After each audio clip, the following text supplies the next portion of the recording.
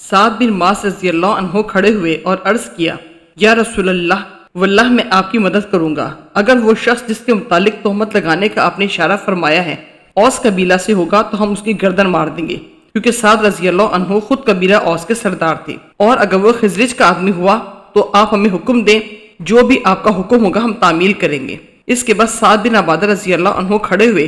جو قبیلہ خزرج کے سردار تھے، حالانکہ اس سے پہلے اب تک بہت صالح تھے،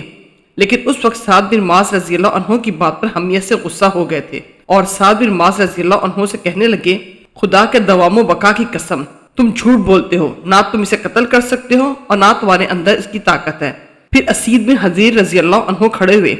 سعد بن معاذ رضی اللہ عنہ کے چچا زاد بھائی، اور کہا، خدا کی قسم ہم اسے قتل کر دیں گے، اگر رسول اللہ صلی اللہ علیہ وسلم کا حکم ہوا کوئی شبہ نہیں رہ جاتا کہ تم بھی منافق ہو، کیونکہ منافقوں کی طرفداری کر رہے ہو۔ اس پر اوس و خزرج دونوں قبیلوں کے لوگ اٹھ کھڑے ہوئے اور آگے بڑھنے ہی والے تھے کہ رسول اللہ صلی اللہ علیہ وسلم جو ابھی تک ممبر پر تشریف رکھتے تھے ممبر سے اترے اور لوگوں کو نرم کیا۔ اب سب لوگ خاموش ہو گئے اور آپ بھی خاموش ہو گئے۔ میں اس دن بھی روتی رہی، نہ میرے آنسو تھمتے تھے اور نہ نیند آتی تھی۔ پھر میرے پاس میرے ماں باپ آئے، میں 2 راتوں اور 1 دن سے برابر روتی رہی تھی، ایسا معلوم ہوتا تھا کہ روتے روتے میرے دل کے ٹکڑے ہو جائیں گے۔ انہوں نے بیان کیا کہ ماں باپ میرے پاس بیٹھے ہوئے تھے، ایک انصاری عورت نے اجازت چاہی اور میں نے انہیں اندر آنے کی اجازت دے دی، وہ بھی میرے ساتھ بیٹھ کر رونے لگی۔ ہم سب اسی طرح تھے کہ رسول اللہ صلی اللہ علیہ وسلم اندر تشریف لائے اور بیٹھ گئے۔ جس دن سے میرے متعلق وہ باتیں کہی جا رہی تھیں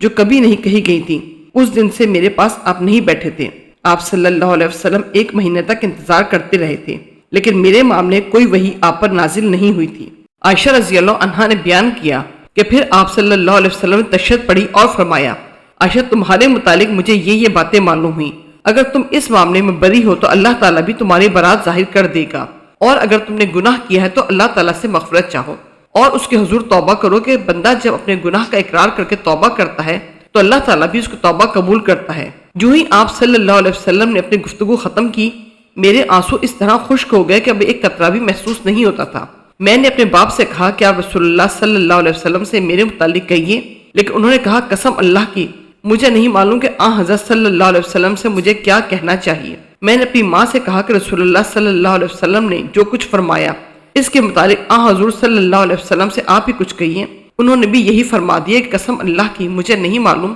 کہ مجھے رسول اللہ صلی اللہ علیہ وسلم سے کیا کہنا چاہیے۔ انہوں نے بیان کیا کہ میں 9 عمر لڑکی تھی، قرآن مجھے زیادہ یاد نہیں تھا۔ میں نے کہا کہ اللہ گواہ ہے، مجھے معلوم ہوا کہ آپ لوگوں نے بھی لوگوں کی افواہ سنی ہے اور آپ لوگوں کے دلوں میں بھی وہ بات بیٹھ گئی ہے اور اس کی تصدیق بھی آپ لوگ کر چکے ہیں۔ اس لیے اب اگر میں کہوں کہ میں اس بہتان سے بری ہوں اور اللہ خوب جانتا ہے کہ میں واقعی اس سے بری ہوں، تو آپ لوگ میری اس معاملے میں تصدیق نہیں کریں گے، لیکن اگر میں گناہ اپنے ذمہ لے لوں حالانکہ اللہ تعالیٰ خوب جانتا ہے کہ میں اس سے بری ہوں، تو آپ لوگ میری بات کی تصدیق کر دیں گے۔ قسم اللہ میں اس وقت اپنی اور آپ لوگوں کی کوئی مثال یوسف علیہ السلام کے والد یعقوب علیہ السلام کے سوا نہیں پاتی کہ انہوں نے بھی فرمایا تھا، بس صبر جمیل، صبر ہی بہتر ہے، اور جو کچھ تم کہتے ہو اس معاملے میں میرا مددگار اللہ تعالیٰ ہے۔ اس کے بعد بستر پر میں نے اپنا رخ دوسری طرف کر لیا اور مجھے امید تھی کہ خود اللہ تعالیٰ میری برات کرے گا، لیکن میرا یہ خیال کبھی نہ تھا کہ میرے متعلق وحی نازل ہوگی۔ میری اپنی نظر میں حیثیت اس سے بہت معمولی تھی کہ قرآن مجید میں میرے متعلق کوئی آیت نازل ہو۔ ہاں مجھے اتنی امید ضرور تھی کہ آپ کوئی خواب دیکھیں گے جس میں اللہ تعالیٰ مجھے بری فرما دے گا۔ اللہ گواہ ہے کہ آپ اپنی جگہ سے اٹھے بھی نہیں تھے اور نہ اس وقت گھر میں موجود کوئی باہر نکلا تھا کہ آپ پر وحی نازل ہونے لگی، اور شدت وحی سے آپ جس طرح پسینے پسینے ہو جایا کرتے تھے وہی کیفیت اب بھی تھی۔ پسینے کے قطرے موتیوں کی طرح آپ کے جسم مبارک سے گرنے لگے، حالانکہ سردی کا موسم تھا۔ جب وحی کا سلسلہ ختم ہوا تو آپ صلی اللہ علیہ وسلم ہنس رہے تھے،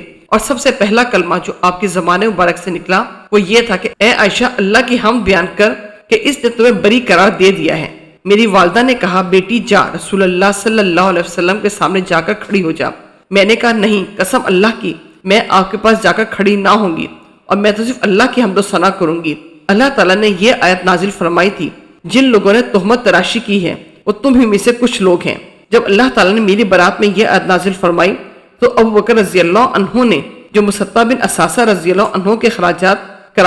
قرابت کی وجہ سے ہی خود اٹھاتے تھے، کہا، یہ قسم اللہ کی اب میں مصطح پر کوئی چیز خرچ نہیں کروں گا کہ وہ بھی عائشہ پر تہمت لگانے میں شریک تھا۔ اس پر اللہ تعالیٰ نے یہ آیت نازل کی، تم میں سے صاحب فضل و صاحب مال لوگ قسم نہ کھائیں۔ اللہ تعالیٰ کے ارشاد غفور رحیم تک ابو بکر رضی اللہ عنہ نے کہا،